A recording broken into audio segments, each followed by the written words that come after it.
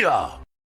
What's going on, ladies and gentlemen? Welcome back to the Fringe. We've talked on this channel about what happened in Jasper National Park with the devastating wildfire that's gone on, and some stories have developed since. I know people are probably aware of the firefighter from Calgary who lost his life, Morgan Kitchen, and I wanted to talk a little bit about that today, but also some interesting statistics, we'll say, that are going around. Now, I've spoken about what I believe personally was the result of these wildfires, what we're experiencing in Alberta, what we're experiencing all across the country. You can check that out in our past video about a week ago. Again, the reason I want to go back to this is because it's very important in terms of the firefighter who lost his life. We have some updates as to where they're at and I guess where the community is at. And I wanted to share that with you guys before getting into those statistics. Loved ones remember Morgan Kitchen, the firefighter who lost his life fighting the Jasper wildfire. The wildland firefighter who lost his life battling a blaze in Jasper National Park last weekend is being remembered for his bold personality and sense of humor. Alberta Wildlife spokeswoman Melissa Story confirmed in an email Friday that family, friends, and colleagues are mourning Morgan Kitchen. A memorial post circulating on social media says that Kitchen, who was only 24 years old and lived in Calgary, had a bold and brilliant personality, a nimble wit, and an outrageous and ridiculous sense of humor. 24 years. It's so unfortunate. Said Kitchen was a much-loved character who gave the best hugs and brought streams of joy and adventure and fun. Morgan was a talented athlete, musician, singer, comedian, and actor, the post said. He could have been a gifted teacher, but was wired to be a first responder. The lifestyle and people drew him in. The photos and stories his crew shared of the last few months reflect a genuinely happy man doing what he loved in a place as wild and free as he was. Kitchen is survived by his parents, step-parents, many siblings, and other relatives, as well as a thick network of friends, said the Post. Kitchen also served with the Canadian Armed Forces. I mean, that's a heck of a rap sheet for a young man who was only 24 years of age. Andre Ann Poulin, a spokeswoman for the Department of National Defense, said Kitchen joined as a primary reservist in February 2020, serving as an infantry private with the Canadian Highlanders. We extend our sincere condolences to the family, friends, and former colleagues during this difficult time, it said in an email. The RCMP have said that the firefighter based out of the Rocky Mountain House passed away Saturday after he was injured by a falling tree while fighting an active fire northeast of Jasper town site. About 20,000 park visitors, 5,000 residents of the town were forced out last month due to fires. Flames spread over the town and destroyed 1/3 of the buildings. Again, we're going to get into that a little later in the video. The funeral was scheduled for August 17th in Calgary, the stepmother said on social media. Alberta Forestry Minister Todd Loewen told reporters Friday that flags will be flown at half-mast at Forestry and Parks buildings to honor Kitchen's sacrifice. In fact, when I was in Edmonton over the weekend, well, not even Edmonton, when I was in Spruce Grove, they even had their flags at half-mast, everybody honoring this incredible firefighter for paying the ultimate price. Kitchen's family is also eligible to apply for a $100,000 memorial fund, he said. Nothing I can say will make his loss any easier for his family, community, or those who were with him on the front lines, said Loewen. A GoFundMe page was set up Thursday night to raise money for a plaque to be installed somewhere in the Rockies to honor Kitchen's sacrifice on Friday afternoon. It has exceeded its $2,500 goal. Funds not used for the plaque will be donated to Red Cross Alberta Wildfire's appeal. And as you can see, there is the GoFundMe currently sitting at $3,800, raised out of its $2,500 goal for 52 total donations. I will leave a link to this GoFundMe because, again, additional funds will be sent to Red Cross. So if you guys wanted to donate to that in his honor, in his memory, I will leave that there. Again, I understand times are tough. People can't afford a lot these days. So I guess donate at your own availability. Prayers are enough. Again, terrible thing that happened to this firefighter. Now, as we talk about what happened in Jasper, as we talk about what was going on around it, this was an unnecessary loss of life. Again, I don't want to be disingenuous to anybody who's passed away or throw out bold accusations as to what went on.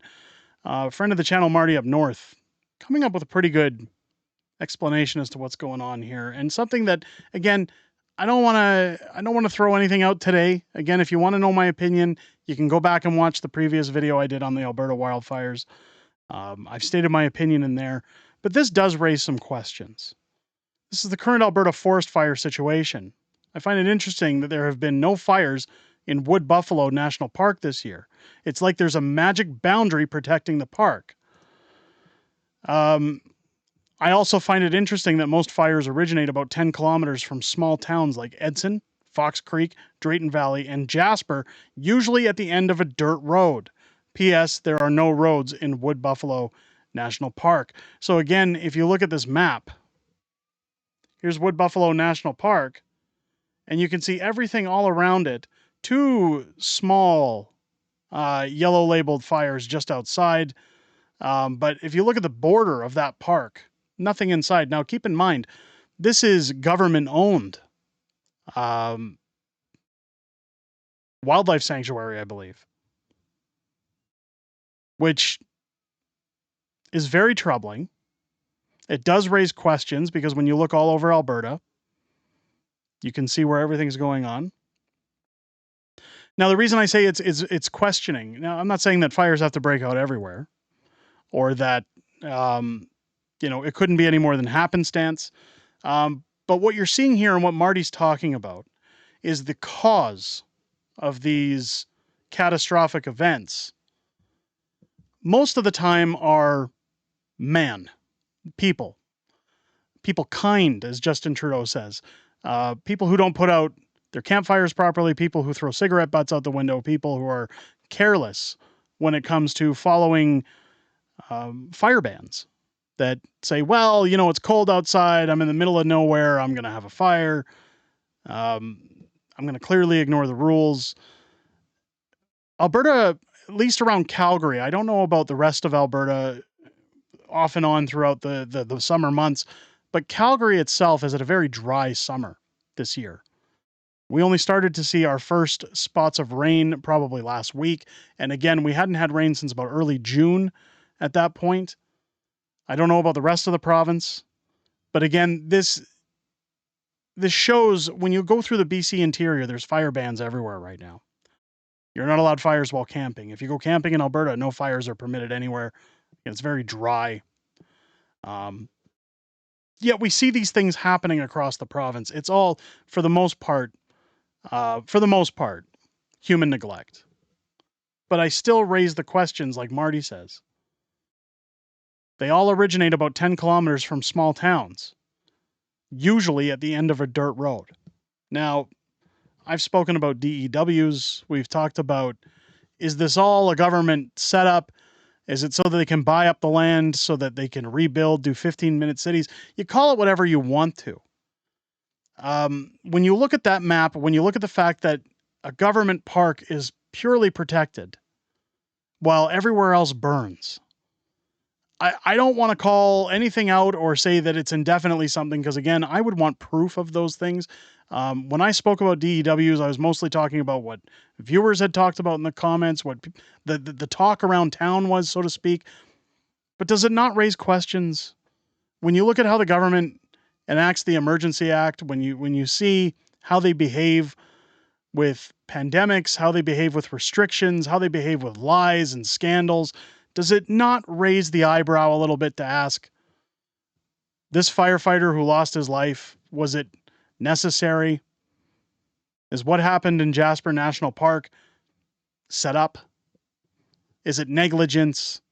I mean, people were saying at one point it was a bear that was electrocuted. I don't know what the story is at this point, because again, our media is censored by our government, so we can't actually get fact when it comes to things.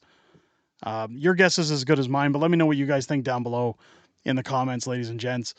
Again, my heart goes out to the family of Morgan Kitchen for losing his life, paying the ultimate price again to put out a fire that the government could have been prepared for and chose not to be, because we decided to send our money to the Ukraine and other countries around the world rather than look after our own.